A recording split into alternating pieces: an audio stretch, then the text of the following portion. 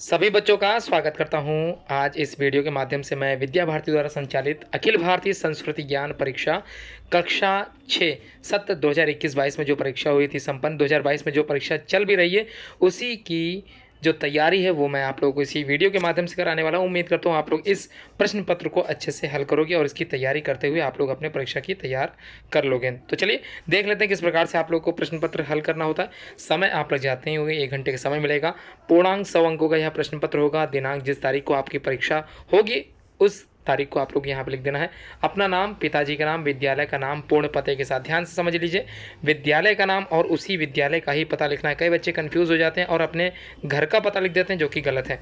अनुक्रमांक, जो आपका विद्यालय का अनुक्रमांक होगा वो आप लोगों को लिखना है। वर्ग, देखिए कई सेक्शंस डिवाइड होते हैं कई स्कूलों में।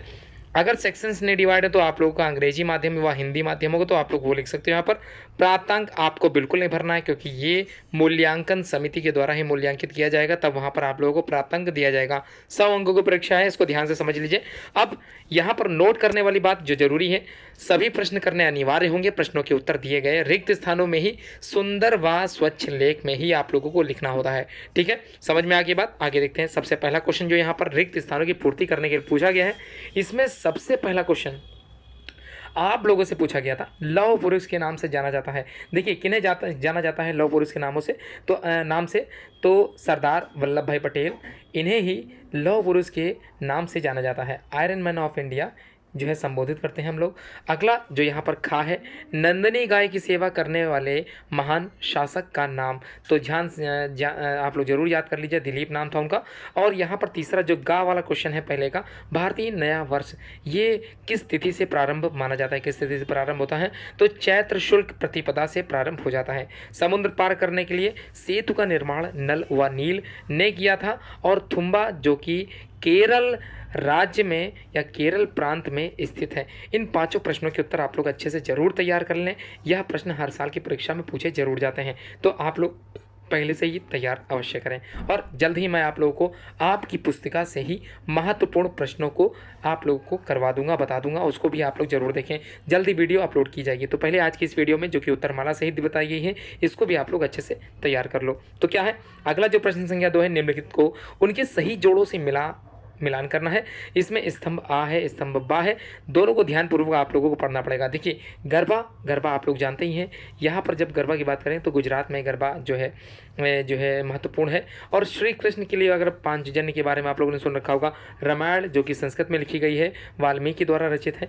वंदे मातरम की बात करें आनंद मठ में है। उसके बाद ओडिशा, तो ओडिशा की राजधानी भुवनेश्वर होती है। इसी तरह से आप लोगों को अच्छे से क्या करना है, मिलान करना है। कभी कभी इसके अलग भी क्वेश्चन पूछे जाते हैं, आप लोग ध्यान से समझ लिए। मिलान करते समय बहुत ही बारीकता के साथ मिलान करना पड़ता है, क्योंकि अगर आप लोगों ने एक भी गलत उत्तर मिलान करते समय लगा दिया तो कम से कम एक आप लोग का उत्तर और भी अपने आप गलत हो जाता है। ये आप लोग समझ ही गए होंगे। अगला जो प्रश्न संख्या 3 है, यहाँ पर सत्य व असत्य का उत्तर आप लोगों को चयन करना है। तो सत्य व असत्य को ध्यानपूर्वक समझते हुए मैं बताता चल रहा हूँ, आप लोग ध्यानपूर्वक समझेंगे कि कहाँ पर असत्य है और कहाँ पर सत्य है। देखिए पहला क्वेश्चन, सूर्यपुत्री गोदावरी नदी को कहा जाता है। क्या सूर्यपुत्री गोदावरी नदी को कहते हैं? तो ये बिल्कुल असत्य है। अगला, हाथ के अग्रभाग में लक्ष्मी का वास होता है। ये आप लोगों ने जो है सुन रखा होगा, कराग्रे वस्ते लक्ष्मी, कर मध्य सरस्वती, कर मूले तु गोविंदा, प्रभाते कर दर्शना। तो याद कीजिए इसी श्लोक को और आप लोगों को ज्ञात आ जाएगा, हाथ के अग्रभाग में बिल्कुल लक्ष्मी का ही वास होता है। तो ये बिल्कुल सत्य है। तीसरा जो गा है, जैनों के 23वें तीर्थंकर जो थे वो उनकी जन्मस्थली काशी है, तो ये बिल्कुल गलत है। अगला क्वेश्चन, महाभारत में अर्जुन के रथ के घोड़े का जो रंग था वो सफ़ेद रंग था। ये बात बिल्कुल सही है, सत्य है। अगला, महाराणा प्रताप के घोड़े का नाम चेतक था, तो बता दूं बिल्कुल सत्य है। अगला प्रश्न संख्या 4 है, ध्यानपूर्वक इसको भी याद कर लें।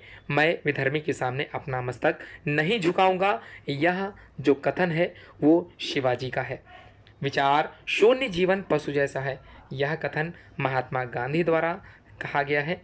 इसके बाद गा में, जब तक चित्तौड़ को स्वाधीन न करा लूँगा, भूमि ही मेरा शैया होगी। ये स्वराज सूर्य महाराणा प्रताप के कथन है, जिसको आप लोग जरूर कंठस्थ करके जाएं। अगला घा है, तुम मुझे खून दो मैं तुम्हें आज़ादी दूंगा, यह सुभाष चंद्र बोस का कथन है। उसके बाद जो संसार का भरण पोषण करते हैं उनका नाम भरत होगा, ये मुनि श्री वशिष्ठ जी ने कहा था। अगला, प्रश्न संख्या 5वां देख लेते हैं। इसमें आप लोगों को अच्छे से तैयार कर लेना है। ये रुद्र ज्योतिर्लिंग जिसकी दिव्यता के द्वीप हैं, उसकी शक्ति के पीठ जिसकी शक्ति के भी प्रतीक है, ये आप लोग जरूर पढ़ लें। पूरा आप लोगों को पंक्ति पूरा करने के लिए पूछा जाता है। हे ईश, भारतवर्ष में 100 बार मेरा जन्म हो, कारण सदा हे मृत्यु का देशोपकार कर्म हो। तो ये भी आप लोग अच्छे से तैयार कर लें। आप लोगों की पुस्तिका में अवश्य ये मिल जाए। कहाँ पर मिलेगा मैं इसको बता दूंगा। आप लोग मेरे चैनल के माध्यम से जरूर जुड़े रहें, अच्छे से तैयारी करते चलें। और मैं काफ़ी सारी ढेर सारी वीडियो लाता हूँ विद्या मंदिर से रिलेटेड ही। तो चलिए आगे बढ़ते हैं। अगला जो प्रश्न संख्या 6 है, इसमें आप लोग को श्लोक का अर्थ लिखना है। तो श्लोक का अर्थ मैं श्लोक पढ़ता हूँ, आप लोग अच्छे से श्लोक का अर्थ जरूर बताएं। अयोध्या, मथुरा, माया, काशी, कांची, अवंतिका, वैशाली, द्वारिका, धियापुरी, तक्षशिला, गया।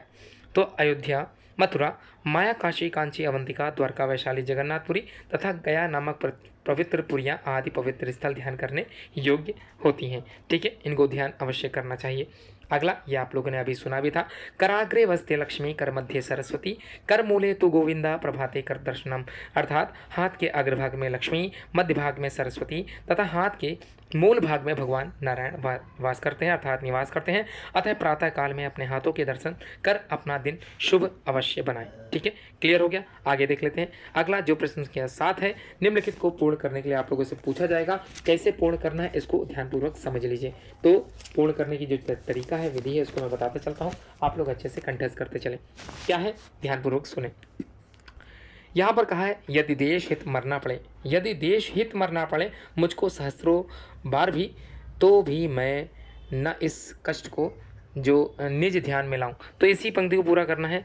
आगे देखते हैं। इनके नमा, माफ कीजिए, इनके नमा अनेक अनुपा, मैं नृप कहप स्वमति अनुरूपा। ये भी आप लोग अच्छे से तैयार कर लें। 8वां श्लोक लिखिए, वह श्लोक लिखिए जिसमें अर्जुन कह रहे हैं कि हमारी मातृभूमि विष्णु पत्नी अर्थात लक्ष्मी का स्वरूप है। तो याद कीजिए वह श्लोक। तो मैं श्लोक को बता देता हूँ। समुद्र वसने देवी पर्वत स्तन मंडले, विष्णु पत्नी नमस्तुभ्यम, पादर स्पर्शम क्षमस्व में। ये श्लोक अच्छे से तैयार कर लीजिए। इस तरह के श्लोक भी आप लोगों से पूछे अवश्य जाएंगे। इन पंक्तियों का आप लोगों को पूर्ण करके देना है। तो क्या है पंक्तियाँ, ध्यान से समझ लीजिए। कैलाश काश्मीर जिसके भाल के मुकुटमणि, और कैलाश काश्मीर जिसके भाल के मुकुटमणि, हे लोक में प्रसिद्ध जो नूप रूप के धनी हैं, वे विश्व में महान स्थान। ठीक है, आगे देखते हैं। अगला जो प्रश्न है, प्रश्न संख्या 9 है। एक शब्द में उत्तर लिखने के लिए आप लोगों से पूछा जाएगा। यहाँ पर एक ही शब्द का उत्तर लिखना है। देखिए, पहला प्रश्न जो दिया है, लंका विजय के पश्चात राम ने किस राज्य में, माफ कीजिएगा, लंका विजय के पश्चात राम ने किसे राज्य प्रदान किया। तो आप लोग को ज्ञात ही होगा, विभीषण, लंकापति रावण और जो कुंभकर्ण, ये सभी भाई भाई थे। ठीक है, जब सबकी मृत्यु हो गई, विभीषण बच गए थे, इनको राज्यभार पूरा दे दिया गया था। अगला, सूर्य मंदिर जो कि कोणार्क में है। तीसरा, तुलसीदास ने सबसे बड़ा धर्म किसे कहा है। तो परिहित, याद कीजिए, परहित को ही सबसे बड़ा सर्वधर्म कहा है। सरस्वती जन्मोत्सव कब मनाया जाता है, बसंत पंचमी के दिन मनाया जाता है। महाराणा प्रताप को आर्थिक सहायता देने वाले कौन थे। तो जो है भामाशाह थे महाराणा प्रताप को आर्थिक सहायता देने वाले। अगला, एक शब्द में उत्तर लिखने के लिए पूछा गया है। एक ही शब्द में आप लोगों को उत्तर लिखना है। पहला प्रश्न यहाँ पर जो कहा गया, इसको ध्यानपूर्वक सुने। महाराणा प्रताप चित्तौड़ छोड़कर किस पर्वत की गुफाओं में रहते थे। अरावली पर्वत में रहते थे। विश्व की सबसे ऊंची मूर्ति स्टैचू ऑफ यूनिटी की ऊंचाई कितनी है। 182 मीटर है। तीसरा, महर्षि दधीच का स्मरण करते हुए, माफ कीजिए, क्यों स्मरण करते हैं। तो अस्थिदान के लिए हम लोग उनको स्मृत करते हैं। आद्य शंकराचार्य द्वारा स्थापित शारदा पीठ की स्थापना कहाँ हुई है। तो वो द्वारकापुरी में है, माफ कीजिए, द्वारका में है। युधिष्ठिर के शंख का नाम अनंत विजय है। अब आगे बढ़ते हैं। अगला जो प्रश्न है, प्रश्न संख्या 11, एक ही शब्द में उत्तर देना है। मान सिंह किस बादशाह का सेनापति था। मान सिंह किस बादशाह का सेनापति था। तो आप लोगों को ज्ञात ही होगा, मान सिंह अकबर का सेनापति था।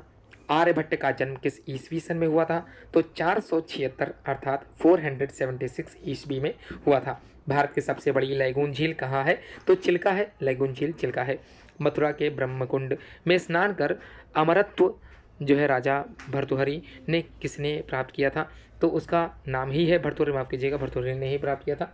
तो राजा भर्तृहरि ने।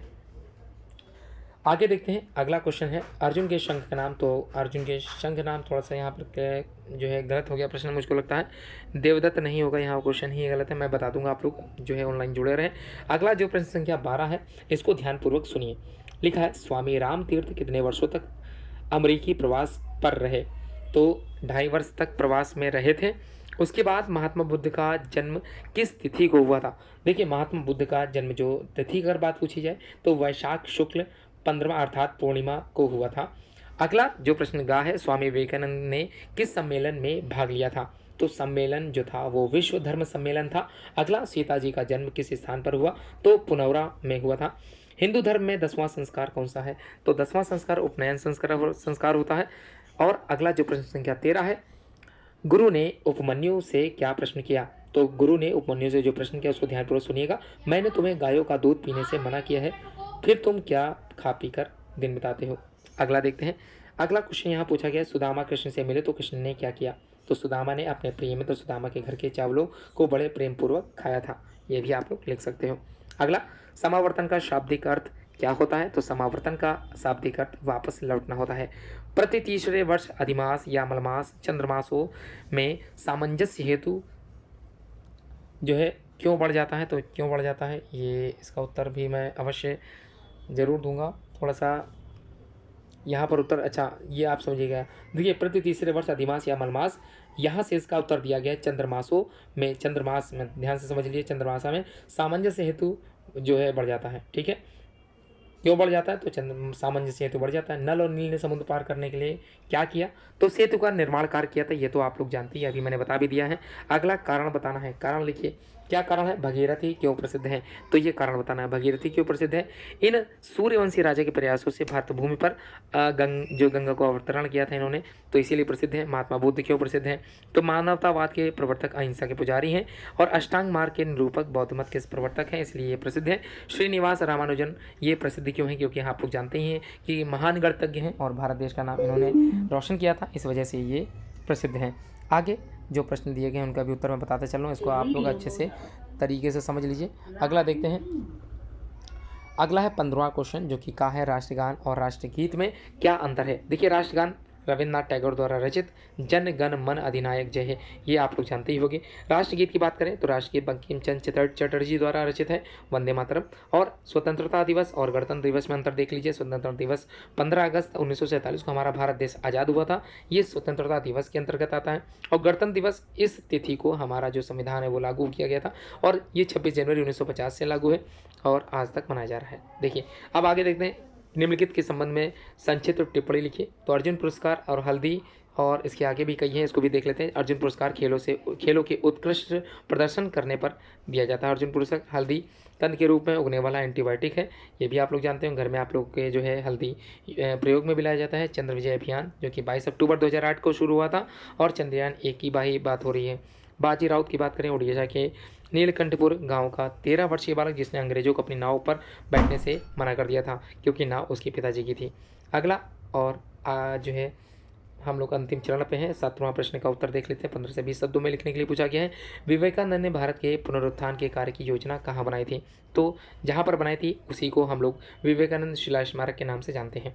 अगला, विद्या भारती की संस्कृत शिक्षा के बारे में बताइए। तो इसकी शिक्षा संस्कृत के बारे में अगर बात करें तो राष्ट्र के प्रति गौरवमय भाव को जगाना या जागृत करना है। धन्वंतरी की बात करें तो आयुर्विज्ञान के जन्मदाता है, और समुद्र मंथन के जो 14 रत्नों में से एक माने गए हैं। और ललाट पर चंदन लगाने के लाभ, तो जाहिर सी बात है शीतलता के कारण जो है हम लोग चंदन लगाते हैं, जिससे केंद्रीय नाड़ी और जो हमारा आज्ञा चक्र है वो जागृत हो जाता है। अगला, बिशन सिंह गोगा के बारे में बताइए। तो कसाईयों से गायों को छुड़ाने का कार्य किया था इन्होंने, पंजाब के गोगाओं के द्वारा किया गया कार्य है। ठीक है, आगे जो अंतिम प्रश्न है उसको देख लेते हैं। वो माननीय दंतोपंत ठेंगड़ी के विषय में अपने विचार को लिखिए। लगभग 50 शब्दों में लिखना है। अपनी पाठ्य पुस्तक से आप लोग लिख सकते हैं। धन्यवाद, आप लोगों ने पूरी वीडियो यहाँ तक देखी। धन्यवाद।